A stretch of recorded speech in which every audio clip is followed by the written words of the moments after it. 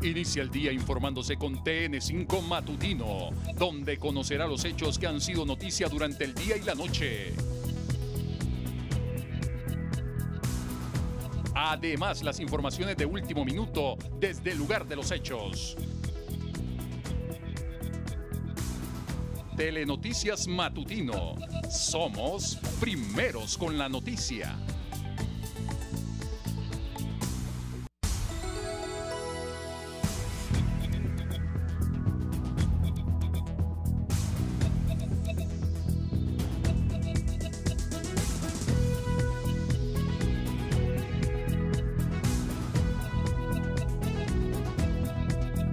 Este es su noticiero TN5 Matutino con Juan Carlos Sierra. Muy buenos días, gracias por estar con nosotros. Sean ustedes bienvenidos a esta emisión de TN5 Matutino en este miércoles. De inmediato vamos con lo más importante suscitado en las últimas horas en la patrulla nocturna de Tegucigalpa, San Pedro Sula y La Ceiba. Comenzamos.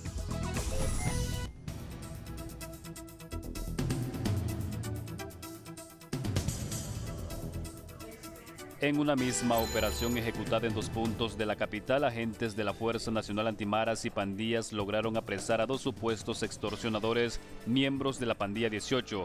Y para que sus víctimas puedan reconocerlos, anoche fueron presentados ante la Cámara de la Patrulla Nocturna previo a ser puestos en manos de la Fiscalía, donde los continuarán el proceso acusatorio.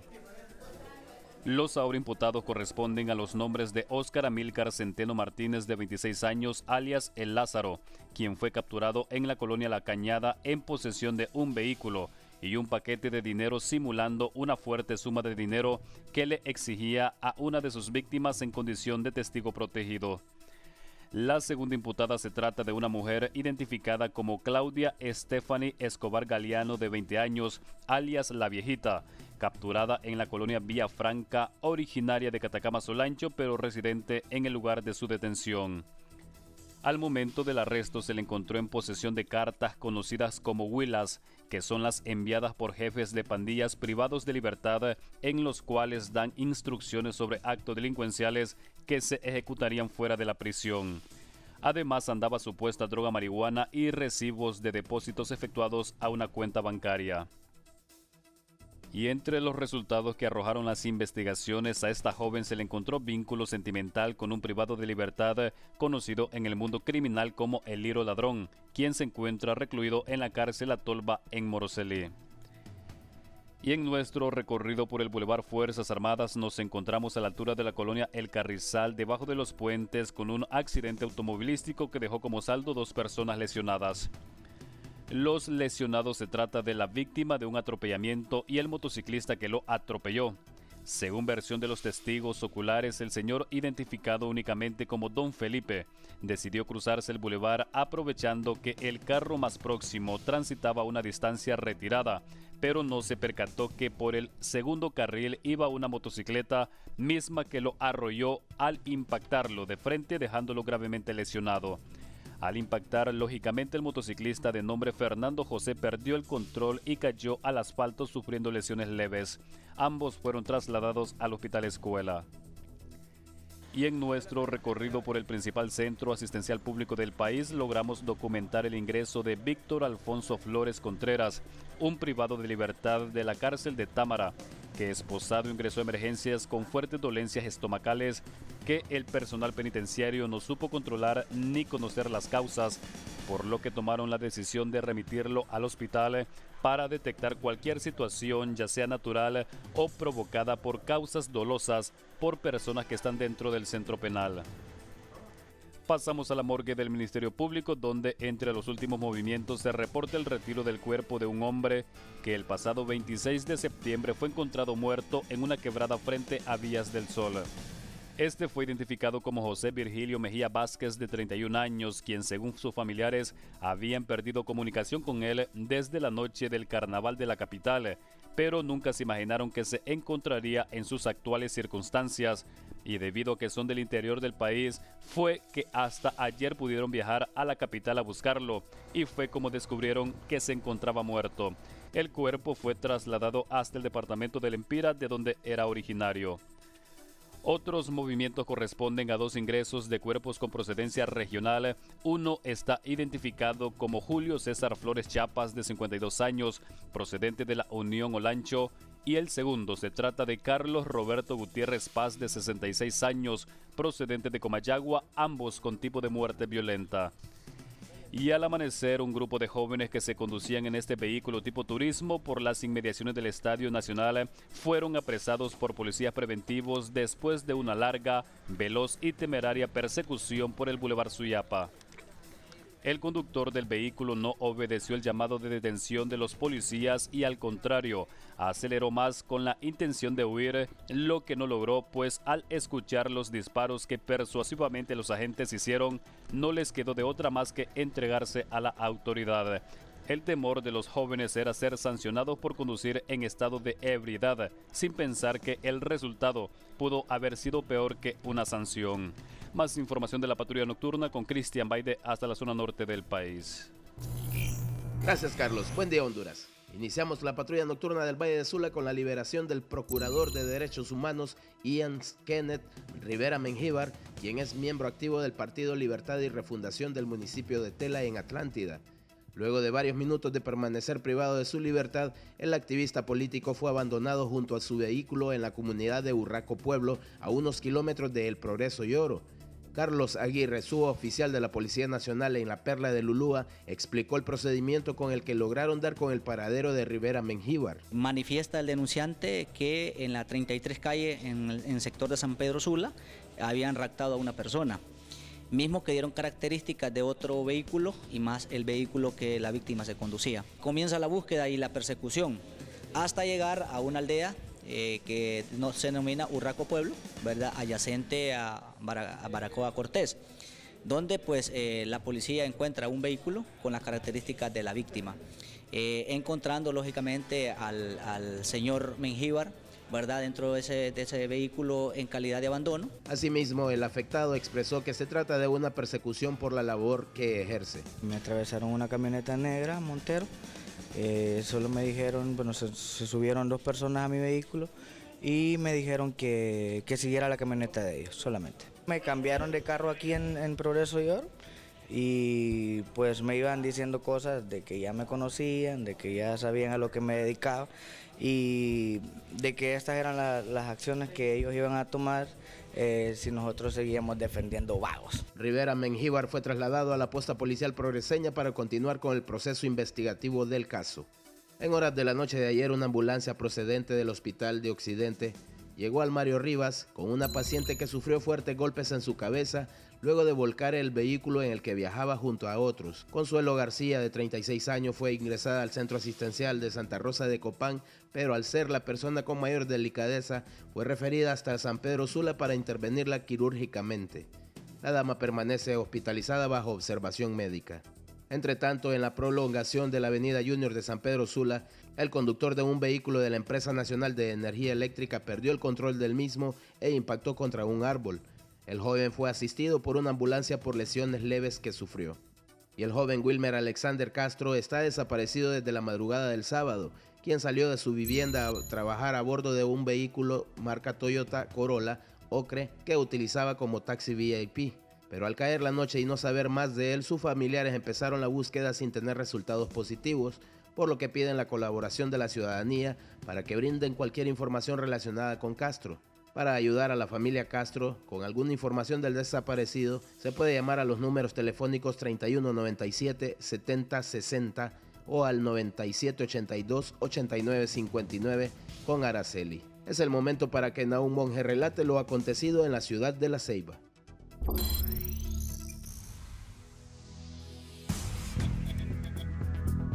Vamos a nuestra primera pausa comercial. Al retorno, hoy es miércoles, día de la sección Catrachos con oficio y beneficio. Les presentamos una historia bonita de un agricultor, de un hondureño que se levanta de madrugada a labrar la tierra. Tenemos esta historia. Además, en noticia de último minuto, en el campo internacional y que tiene que ver con Honduras, La Federación Nacional de Fútbol hace unos instantes firma convenio, nada más y nada menos que con la Real Federación Española de Fútbol. ¿Qué les parece? Esta es una muy buena noticia, sin duda.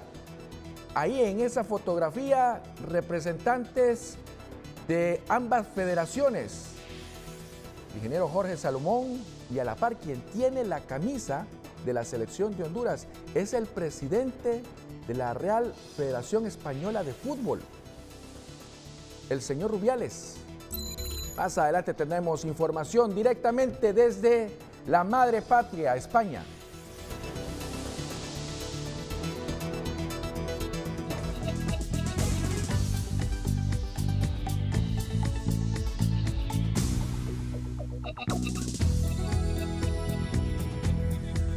Gracias por estar con nosotros en esta mañana. Sean ustedes bienvenidos. Desde luego tenemos importante información que compartir con ustedes. De inmediato, nuestros titulares.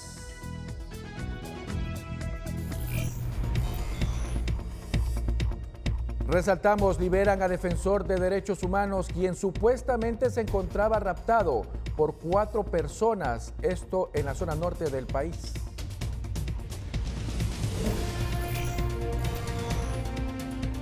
Resaltamos, 5º día de alerta roja en los departamentos de Francisco Morazán, Choluteca y Valle.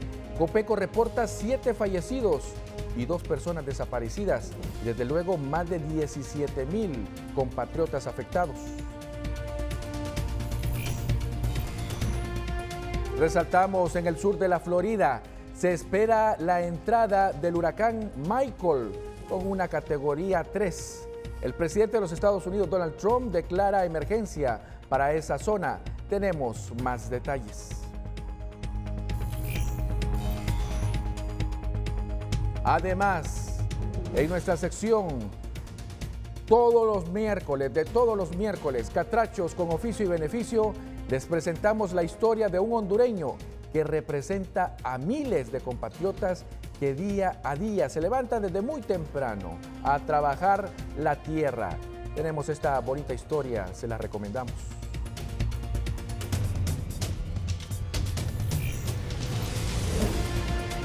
Y desde luego, pues, tenemos bastante información deportiva. Por favor, a estar pendiente, tal como les hemos dicho esta mañana.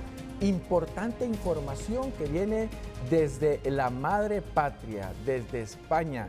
Se ha firmado un contrato, se ha firmado un convenio de cooperación, nada más y nada menos que entre la Federación Nacional de Fútbol de Honduras y la Real Federación Española de Fútbol. Miren ustedes esta agradable, bonita noticia para el fútbol hondureño. Resulta que los entrenadores hondureños estarán capacitándose con entrenadores o con capacitadores españoles, con la meca del fútbol mundial. ¿Qué les parece?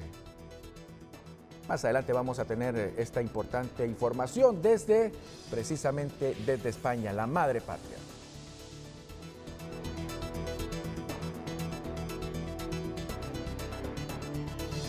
Comunicación en estos instantes con Carlos Llanes. Comenzamos con nuestra información. Carlos, gusto en saludarte. ¿Dónde te encuentras a esta hora? Entiendo de que se llevan problemas. Tenemos problemas siempre los capitalinos sobre estas lluvias. Déjeme decirle que no ha existido precisamente lluvias, no han caído tormentas en las últimas horas aquí en Tegucigalpa. Vamos precisamente a esta hora con Ramón Edgardo Matute, que sí ya está listo con esta información. Ramón Edgardo, ¿dónde te encuentras? Siempre, por supuesto, con estos enormes problemas de deslizamientos que presenta la ciudad capital. Gusto en saludarte, buenos días.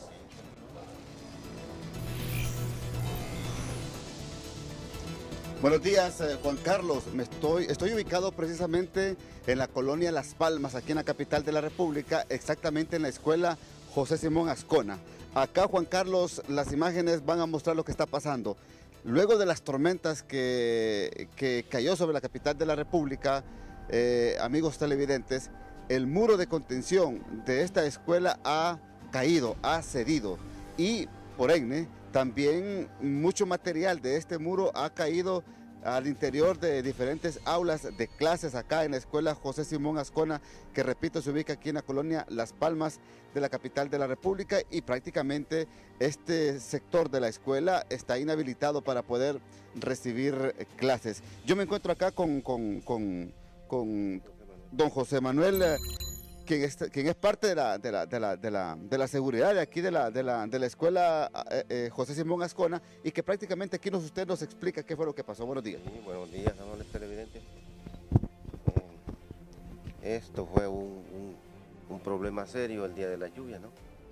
Sí. Y esto cayó así, el día que estaba la tormenta se vino abajo todo esto, y sonó bien feo porque mire cómo se arruinó aquí. Y entonces yo tuve que llamar a alguien de la directiva de aquí y al director para informarle que esto estaba cayéndose. Y le informé del muro de abajo también, que tiene un hueco por bajo y que también se va a venir abajo. Ahora, don José Manuel, ¿hace cuánto fue que este muro se cayó? Por ahorita hace 4 días. ¿4 días? Sí, se cayó como a las 7 de la noche. Ajá. Ahora, aquí anduvo el secretario de Educación, usted me está diciendo, porque ustedes están urgiendo que reconstruyan este muro. Sí, correcto, porque el peligro que hay, porque aquí hay muchos delincuentes y agarran para acá, entonces usted sabe que aquí uno aquí no se puede ni confiar, porque mire cómo está, fácil para adentro, tenemos pérdidas aquí, ¿ve? Entonces hay mucho que perder y yo no puedo confiarme.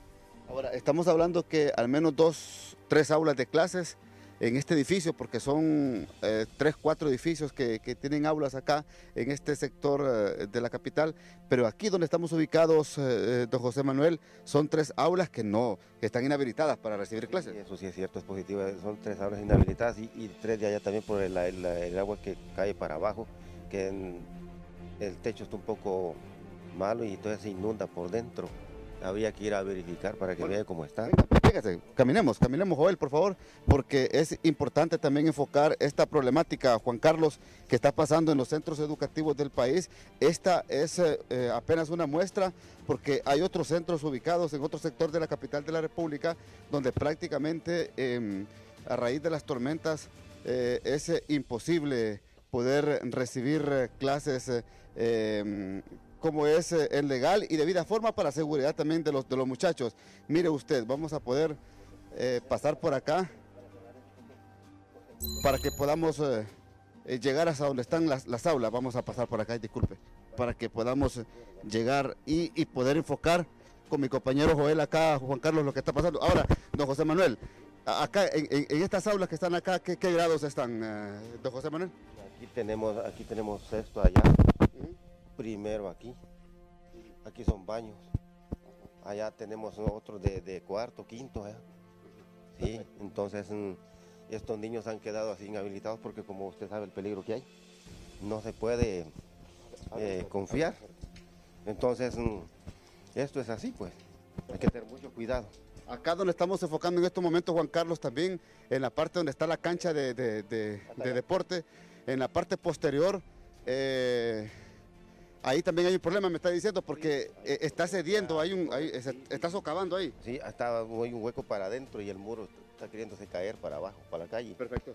Vamos a mostrar las aulas, por favor, para que podamos enfocar acá con mi compañero Joel, Juan Carlos y amigos televidentes, para que usted se dé cuenta lo que está pasando acá en esta escuela José Simón Ascona, donde también el techo ha cedido acá en este sector, y repito, no se puede definitivamente, Juan Carlos, recibir clases por parte de los muchachos, de los alumnos de acá en la colonia Las Palmas, y que también tengo entendido no solamente de Las Palmas, sino que vienen también estudiantes de otras colonias cercanas. Vamos a ingresar acá. Ok, las últimas aulas. Si quiere vamos a ver donde el techo también se ha cedido, ¿verdad? Sí, aquí está la parte de acá para arriba. Entonces, estas aulas también están inhabilitadas, no se puede dar clase. Y las de allá mucho peor porque hay mucho peligro. Sí, por esa razón. Las que están allá en la parte posterior es donde también el muro está a punto de caer. Correcto, sí, es cierto. Entonces aquí ahorita no se pueden dar clases. Y si quiere vamos allá a las últimas.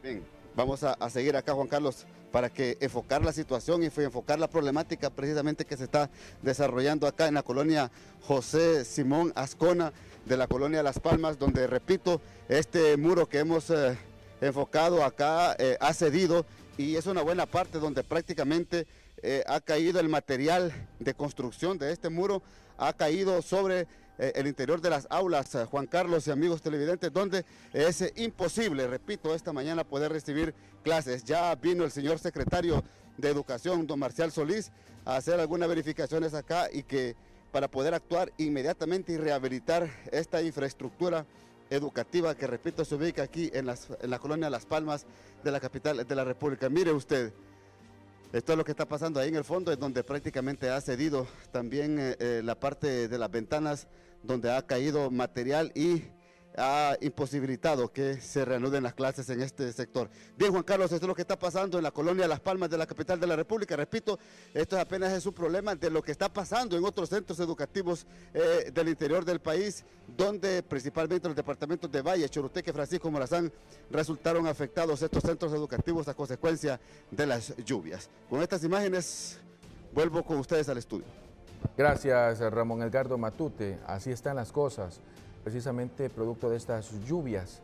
También en otro sector de Tegucigalpa, ¿se acuerdan ustedes que desde hace tiempos aquí en la ciudad capital les mostramos pues que se perforó, prácticamente existe un hoyo en la tierra en una colonia pues exactamente podríamos decir de clase media alta, más o menos así, de clase media alta. Estoy hablando de la colonia Puerta del Sol.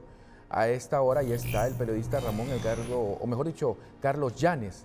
Carlos nos va a dar, fíjense ustedes, la descripción de las siguientes imágenes que desde ayer están circulando ya. Carlos, muéstranos por favor qué es lo que está pasando ahí en ese lugar.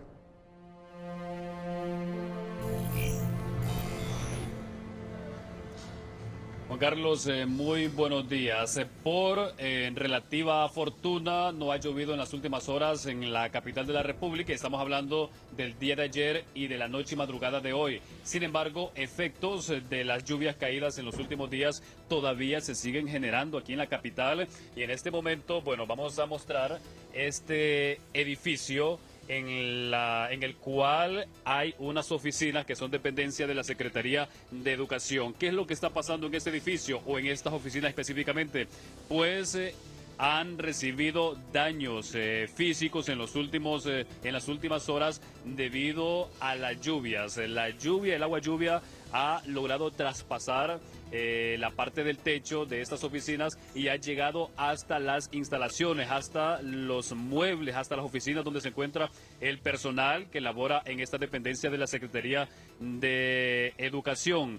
Son daños tan significativos que el personal tuvo que abandonar en las últimas horas sus labores porque se van a efectuar labores trabajos pues van a tratar de reparar, trabajos de reparación de estos daños. Se vino parte del cielo falso y han caído sobre los muebles. Lastimosamente, en este momento no podemos ingresar, no ha llegado el personal para poderles mostrar ya con videos actuales sobre lo que está ocurriendo en este momento. Sin embargo, pues tenemos estas imágenes que son enviadas por el mismo personal de estas oficinas, quienes alarmadamente lograron contactarnos y denunciar o informar de lo que de la situación que se está generando en este punto de la capital. Y esta situación está ocurriendo, compañeros, a escasos unos 10 metros de donde se encuentra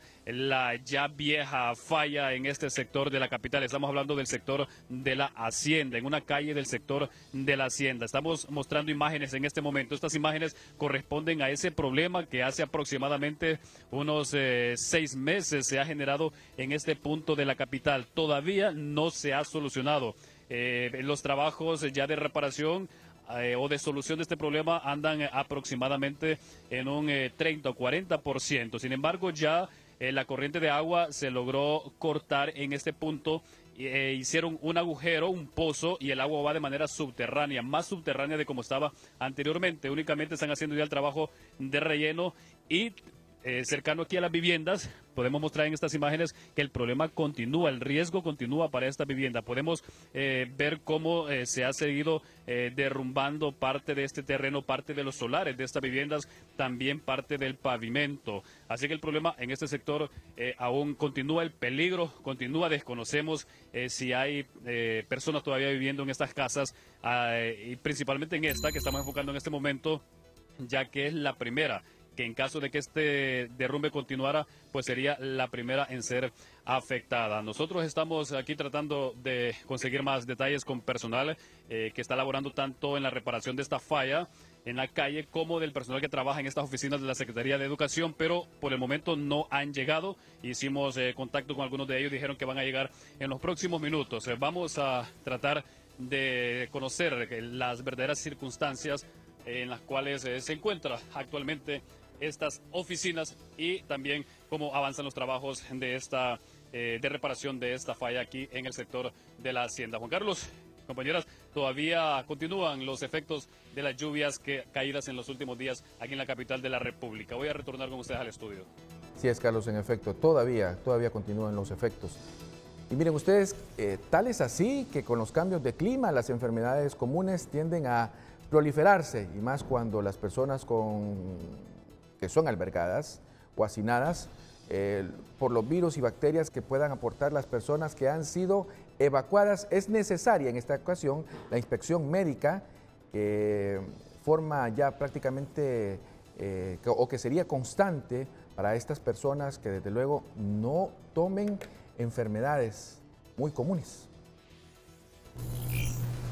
Con el drástico cambio de clima, las enfermedades comunes toman fuerza en el país, como las gripes, problemas respiratorios como la neumonía, la malaria, enfermedades transmitidas por bacterias, afectaciones en la piel, señala el infectólogo Tito Alvarado. ¿Qué tenemos que enfatizar? Que la población utilice todos los medios posibles para prevenir. Hay enfermedades que las que le mencioné que son factibles de prevenir a través de vacunas. Las influencias, las gripes, son importantes que se vacunen.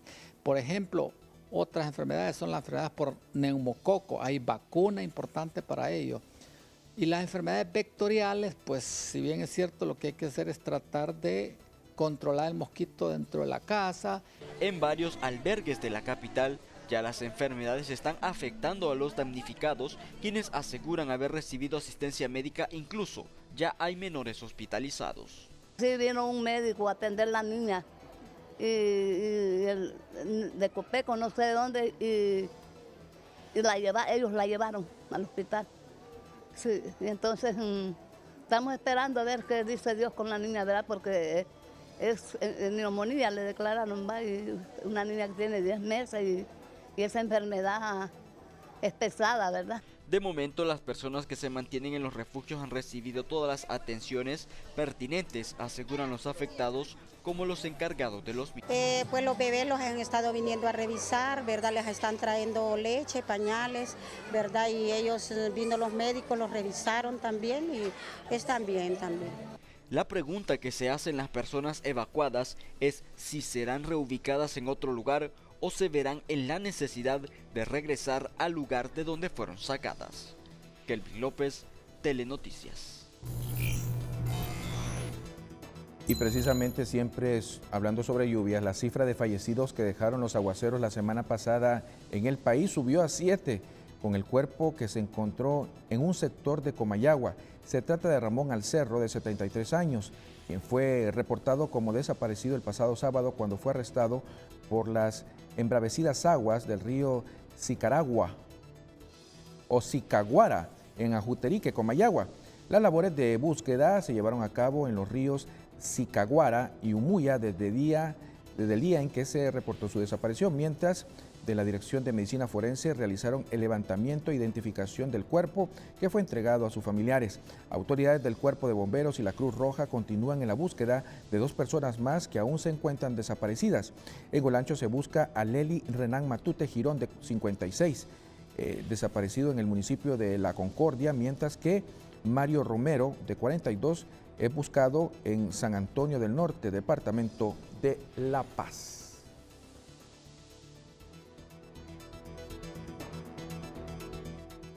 y siempre con estos mismos temas tenemos importante información que compartir. Fíjense ustedes, resulta que por tercera ocasión la crecida del río les ha quitado la tranquilidad. Ahora permanecen en un albergue mientras pasa la tempestad y son reubicados en un lugar seguro. Ella anhela una casa digna donde no esté en riesgo su vida ni tampoco pierdan las pocas pertenencias que tengan.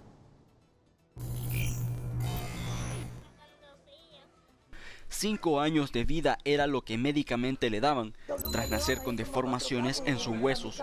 Con el pasar de los años fue diagnosticada con osteoporosis severa o huesos de cristal. Hoy tiene 23 años de edad y se mantiene con todos sus ánimos al 100 para ver el lado positivo de la vida. Estas fechas, ella ya está consciente que debe salir de emergencia de su casa junto con su familia para refugiarse en otro lugar, porque su vivienda se encuentra a la orilla del río Guaserique en la colonia Betania de Tegucigalpa. Ella es Fátima Yasmín Girón, una hondureña que hoy está albergada por no tener un lugar seguro donde vivir junto a otras familias. A veces el río llueve, pero pasa, le digo. Y de repente miramos el río por la mitad de muro. Y de repente, cuando estábamos hablando cosas, ya estaba en la mitad de la pared. Y todo, como en la pared estaba como guacado. La tierra se metía todo el agua por dentro de la cómoda.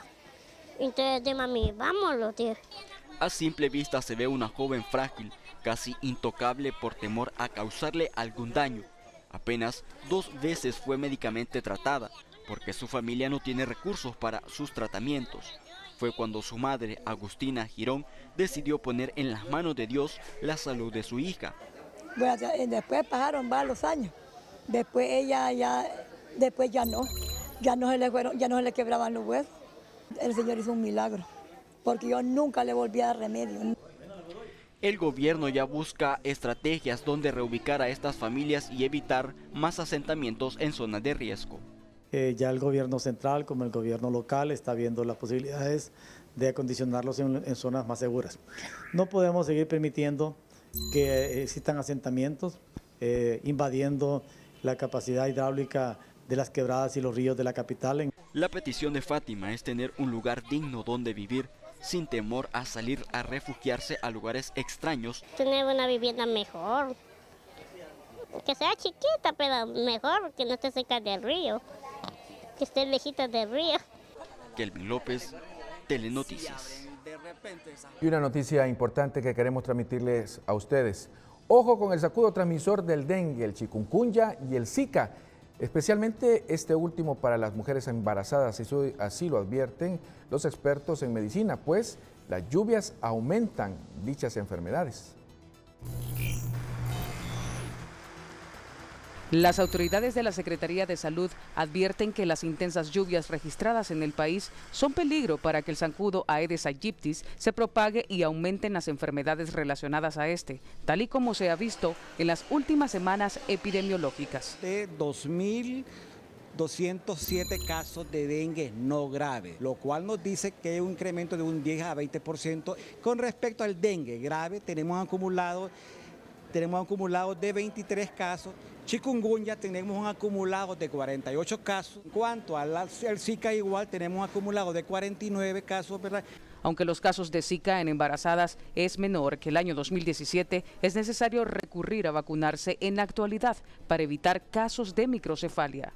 Embarazadas con sospecha de Zika, hasta la fecha tenemos acumulados de 5 hasta años con respecto a 13 del mismo año. Todavía estamos viendo embarazadas que no desarrollaron los síntomas y que están todavía naciendo. Hemos tenido un promedio de 5 o 6 casos de microcefalia en este curso de este año. Los hondureños toman sus medidas particulares aún cuando las cuadrillas de salud no llegan a sus domicilios.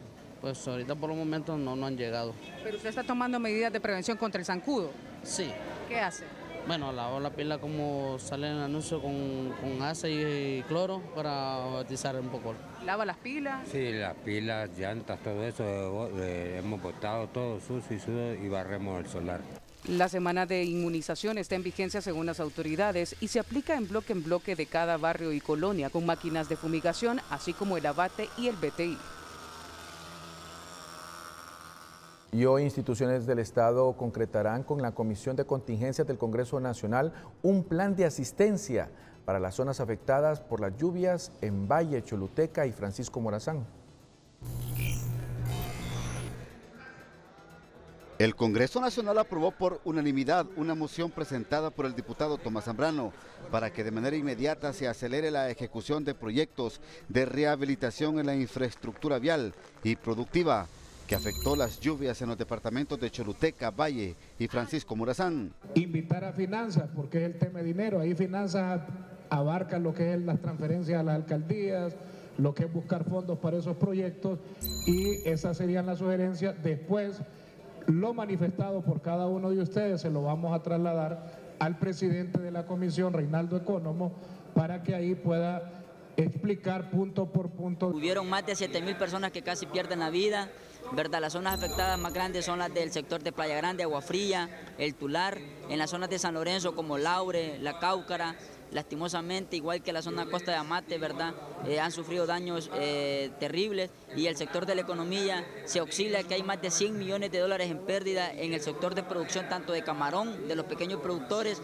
Este día será determinante en la agenda legislativa porque la Comisión de Contención de Desastres de este Poder del Estado se reunirá con varias instituciones para concertar proyectos de ley que serán presentados hoy mismo. Además, se pedirá a Inversión Estratégica de Honduras para que invierta en reparación de carreteras. Estaremos reuniendo para tomar decisiones y acciones concretas. Si es necesario mover maquinaria, que se vayan a trabajar. Si es necesario aprobar un presupuesto de emergencia, lo haremos. De tal manera que no podemos abandonar a la gente que está sufriendo. No va a abandonar, el Congreso no va a abandonar a los productores, a los agricultores, a los ganaderos y a los comerciantes que han sido y han sufrido las causas de las condiciones climatológicas. También se buscará hacer trabajos de prevención en la zona norte del país. También en nuestro departamento de Cortés, especialmente en el sector de La Lima, San Manuel, Villanueva, existe bastante preocupación porque el año pasado se dieron estos problemas en la costa norte y no se repararon estos daños, como ser el alivio del canal Maya, que hay que darle limpieza, el canal Chotepe y en fin otros que hay en este sector que protegen mucho la zona del Valle de Sula. La moción aprobada también exige a Desarrollo e Inclusión Social realizar un análisis de los daños que dejó las lluvias a 436 viviendas reportadas por Copeco en Choluteca y Valle, y se exhortó a la Secretaría de Salud para que organice brigadas médicas de asistencia en estas zonas afectadas. Ramón Matute, Telenoticias. Y démosle un vistazo a lo que está pasando en el sur de la Florida en estos instantes. Estas son imágenes en vivo.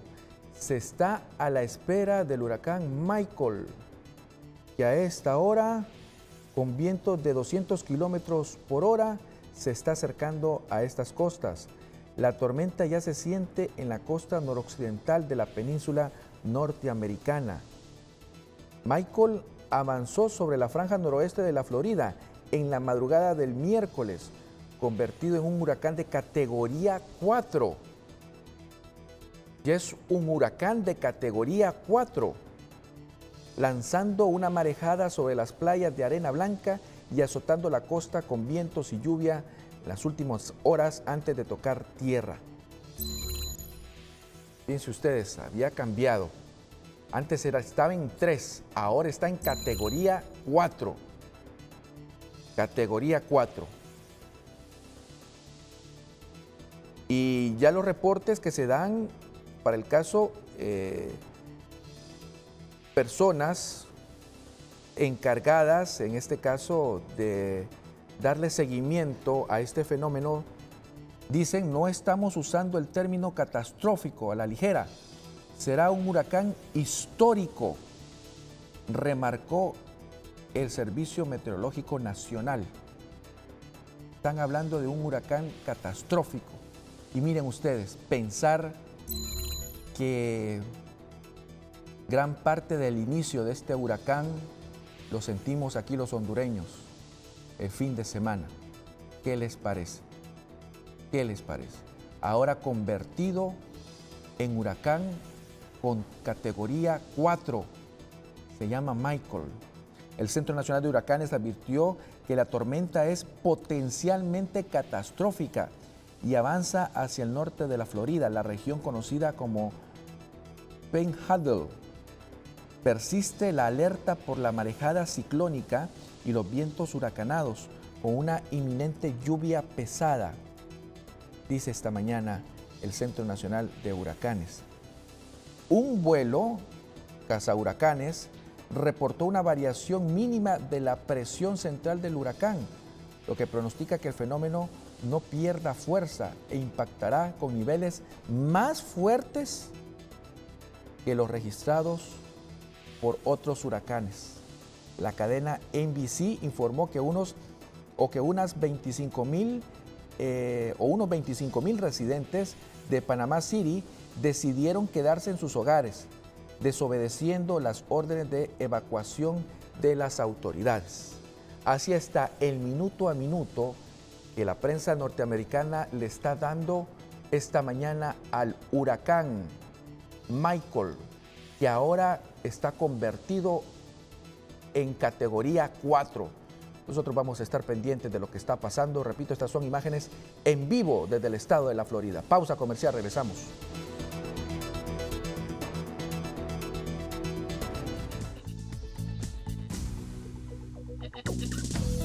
Más temprano en la patrulla nocturna damos cuenta de la liberación ayer de un miembro del Partido Libertad y Refundación que también se dedica como defensor de derechos humanos. Hablamos de Ian Kenneth.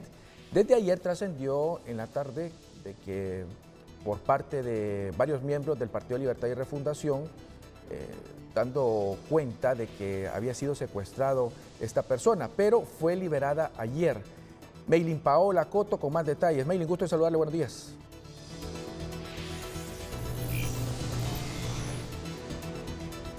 Muy buenos días, Juan Carlos. Y es que ayer, tras ser privado de su libertad en la 33 calle de San Pedro Sula, en horas de la noche, en el sector de Urraco Pueblo, fue encontrado abandonado el joven Ian Rivera, quien no solo es defensor de los derechos humanos, también es coordinador del Partido Libre en la ciudad de Tela. Aparte de esto, pues es estudiante de Derecho y es hijo de un exregidor también de la ciudad de Tela. Pero Cristian Biden nos amplía esta información. Iniciamos con la liberación del procurador de derechos humanos Ian Kenneth Rivera Mengíbar, quien es miembro activo del Partido Libertad y Refundación del municipio de Tela en Atlántida. Luego de varios minutos de permanecer privado de su libertad, el activista político fue abandonado junto a su vehículo en la comunidad de Urraco Pueblo, a unos kilómetros de El Progreso y Oro. Carlos Aguirre, suboficial de la Policía Nacional en la Perla de Lulúa, explicó el procedimiento con el que lograron dar con el paradero de Rivera Mengíbar. Manifiesta el denunciante que en la 33 calle, en el sector de San Pedro Sula, habían raptado a una persona, mismo que dieron características de otro vehículo y más el vehículo que la víctima se conducía. Comienza la búsqueda y la persecución hasta llegar a una aldea que se denomina Urraco Pueblo, ¿verdad?, adyacente a Baracoa Cortés, donde pues la policía encuentra un vehículo con las características de la víctima, encontrando lógicamente al señor Mengíbar, ¿verdad?, dentro de ese vehículo en calidad de abandono. Asimismo, el afectado expresó que se trata de una persecución por la labor que ejerce. Me atravesaron una camioneta negra, Montero. Solo me dijeron, bueno, se subieron 2 personas a mi vehículo y me dijeron que siguiera la camioneta de ellos solamente. Me cambiaron de carro aquí en Progreso y Oro y pues me iban diciendo cosas de que ya me conocían, de que ya sabían a lo que me dedicaba y de que estas eran las acciones que ellos iban a tomar si nosotros seguíamos defendiendo vagos. Rivera Mengíbar fue trasladado a la posta policial progreseña para continuar con el proceso investigativo del caso. El joven fue evaluado por las autoridades, no presentaba ninguna herida, únicamente golpes, y también pues se investiga a las personas que participaron pues en su privación de libertad. Se habla que eran 5 sujetos fuertemente armados. Sin embargo, a esta hora todavía no hay personas detenidas. Juan Carlos, Eunice, vuelvo con usted. Gracias, Maylin Paola Coto. Mientras tanto, en otras informaciones, hablemos de política. Melvin Fernando Paguada esta mañana desde el principal puerto aéreo del país. Melvin con don Olvan Francisco Valladares más bien sobre el diálogo, famoso diálogo que de una u otra forma se ha visto obstaculizado y que los hondureños estamos todavía a la espera de que se sienten de una vez por todas y desde luego salgan soluciones de problemas torales importantes, especialmente en la parte política. Contigo, gusto en saludarte, buenos días. Buenos días, Juan Carlos. Libre no ha querido participar en el diálogo, los liberales se han retirado. Sin embargo, Juan Carlos, los partidos emergentes o denominados pequeños desean ocupar esos espacios. Le consultamos de inmediato a Olvan Valladares. ¿Hay capacidad, qué posibilidades hay de solución en los problemas que pudieran solucionar Libre y los liberales que lo puedan hacer los partidos emergentes? Melvin, buenos días amigos en cabina. La verdad es que la posibilidad es total siempre y cuando exista total voluntad de resolver los problemas. Mire, la verdad es que todos los atrasos que han habido han sido por posiciones a veces mezquinas, a veces egoístas, a veces insensatas, que es lo que no nos ha llevado a avanzar más. Ya llevamos 10 meses de atraso en este asunto. Otro asunto es, mire, las guerras se ganan en el campo de batalla y los partidos de fútbol se ganan en la cancha, no se ganan en las graderías. Yo lamento que el Partido Liberal todavía esté en una posición en que no define su asistencia. Yo creo que la participación ya no la pueden evitar porque son organizadores, son creadores, son fundadores de este diálogo, junto con el Partido Nacional y el movimiento de Salvador Narrala, que nadie le puede negar su capacidad política y electoral en las urnas. Entonces, la invitación es gentil, es respetuosa al Partido Liberal. Es cierto, hay condiciones y las condiciones existen toda la vida en los diálogos. No es asunto de que yo vengo aquí con las manos desarmadas. Hay que tener posiciones firmes y si el Partido Liberal está hablando de condiciones tales como una amnistía, pues hay que darle pensamiento a la amnistía, hay que dialogar sobre la amnistía y tomar una decisión. Pero no es asunto aquel de que no asisto mientras no me den garantías de que se va a hacer. Asistan a la mesa y ahí se discuten todos. Y ahí es donde se desnudan a las personas que están en contra del diálogo y en contra del país. ¿Cómo evitar irse por las orillas en esto del diálogo y directamente llegar a los problemas torales?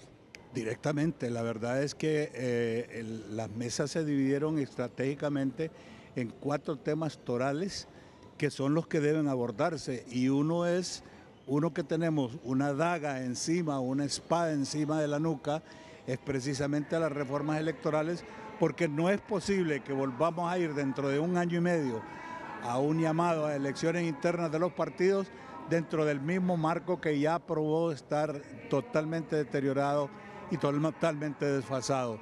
Tenemos que hacer las reformas antes de que nos coma el tiempo en el Congreso de la República. Analista político y económico Olvan Valladares, esta mañana para TN5 Matutino desde el aeropuerto. Regresamos al estudio.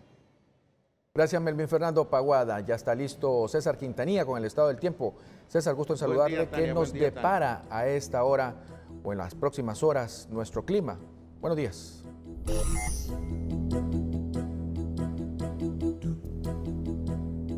Buenos días, Juan Carlos. Tal como lo adelantaba, estamos dando seguimiento también al huracán Michael, que tiene en vilo a toda una población en el oeste de Estados Unidos. Las bandas importantes de este fenómeno así se ven desde el espacio, con un ojo bien definido y bandas externas realmente pues que dan miedo, porque es un sistema que ha ascendido a la categoría 4 en la escala Saffir-Simpson y ya les voy a contar por qué cuando se habla de potencialmente catastrófico. Este es el fenómeno, estas son las bandas que ya están chocando con la costa oeste, pero aún falta que ingresen las bandas fuertes, las bandas poderosas, que han alcanzado vientos de 230 kilómetros por hora con rachas superiores. Entonces, atención a ese punto, porque el fenómeno tendrá un paso de aproximadamente 48 horas sobre Estados Unidos. En 48 horas puede hacer un desastre y luego salir a la costa este, de costa oeste a costa este. Vamos a ver las siguientes imágenes para ilustrarles específicamente de lo que estoy hablando. Y es que el fenómeno se va a mover en esa dirección. Ingresa por el norte de la Florida, penetra y toda la noche de hoy jueves, de hoy miércoles, mañana jueves y el viernes ya estaría en la costa este, también dejando su afectación en otros estados, es decir que va a tocar los 2 puntos. Mientras tanto, pues también tenemos esta categorización para que ustedes sepan por qué es potencialmente peligroso. Cuando supera los vientos de 210 kilómetros por hora, entonces ya es considerado categoría 4 y el fenómeno está en 230. De 210 a 249 es huracán categoría 4. Ya cuando supera eso es categoría 5. Entonces va a ingresar con vientos de categoría 4 y ahí es cuando se llama vientos con daños catastróficos, afectaciones generalizadas en estructuras protectoras, que es capaz de derribar. Si con categoría 3 es capaz de derribar edificios pequeños, en categoría 4 las estructuras protectoras vuelan, techos vuelan y además de eso, pues la marejada ciclónica, que a esa se le teme mucho porque es capaz de levantar pues olas de hasta 12 y 13 pies de altura que dejan pues debajo de agua a muchas comunidades enteras.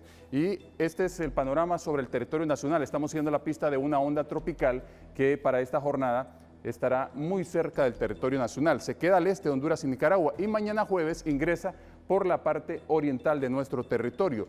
Este sistema va a pasar muy cerca de una baja presión a la cual también le tenemos el ojo puesto porque es una baja presión que está muy cerca del origen de Michael, del huracán Michael, que nos dejó las lluvias al fin de semana. Ahí está esa baja presión, el centro de huracanes dice que a 48 horas tiene 0 posibilidades de desarrollo, pero a 5 días tiene una posibilidad del 50% de posibilidades de desarrollo. Por eso estamos siguiendo la pista porque está un poquito abajo del este de Honduras y Nicaragua, mientras para esta jornada tendremos cielos a ratos medios nublados, a ratos algunos nublados ocasionales conforme el fenómeno pues se sigue desarrollando. Y en cuanto a lluvias que representa, pues vamos a verla. De presentarse hoy serían lluvias leves, esporádicas en el territorio nacional, en algunas áreas del centro, oriente, occidente y zonas del norte. Pero repito, en bajos volúmenes. El oleaje sí no cede para esta jornada, continúa pegado a la costa pacífica de Centroamérica y México. Así que en el Golfo de Fonseca, por favor, no aventurarse, seguir extremando precauciones porque pues ese arrastre de humedad y ese oleaje ahí pegado va a continuar afectando. Bueno, con eso lo dejo. Más información más adelante, pero de tránsito vehicular y pendiente de estos fenómenos de los cuales ya estamos hablando.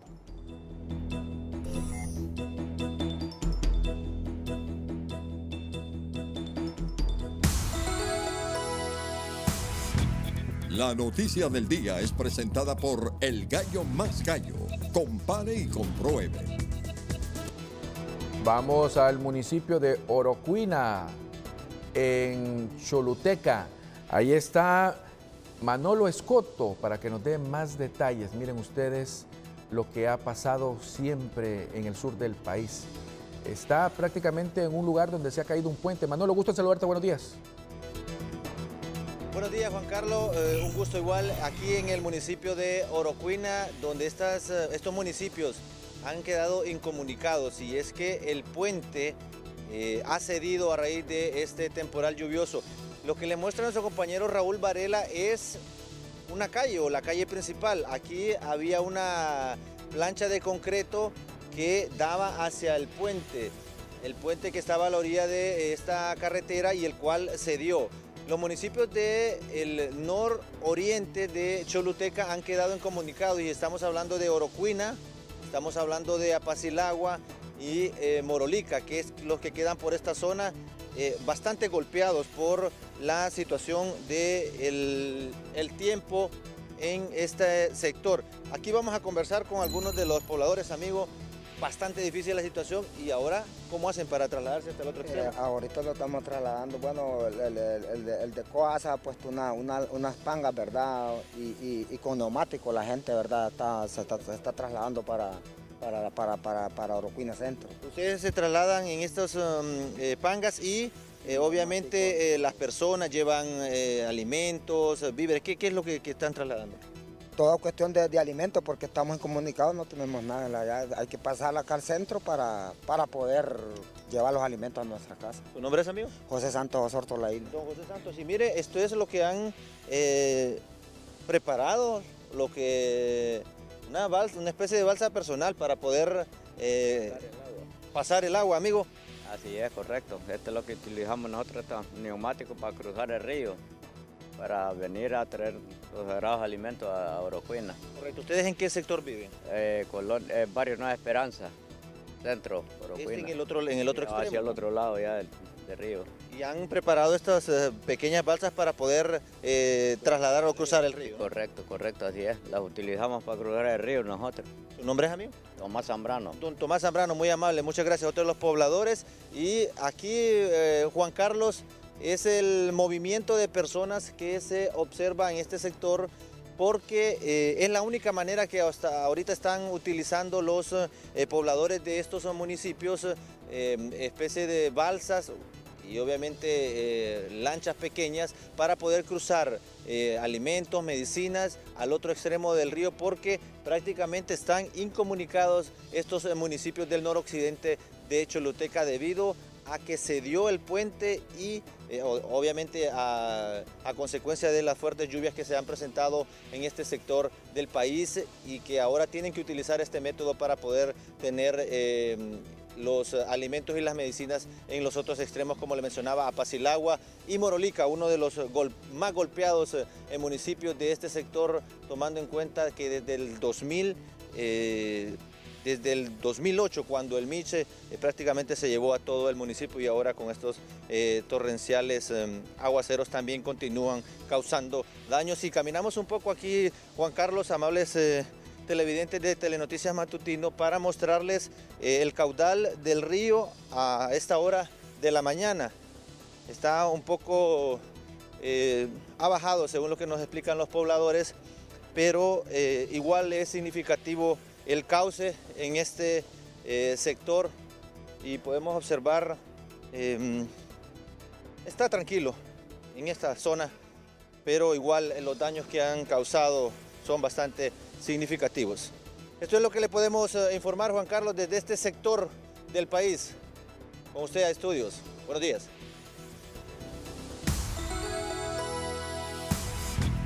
La noticia del día fue presentada por El Gallo Más Gallo.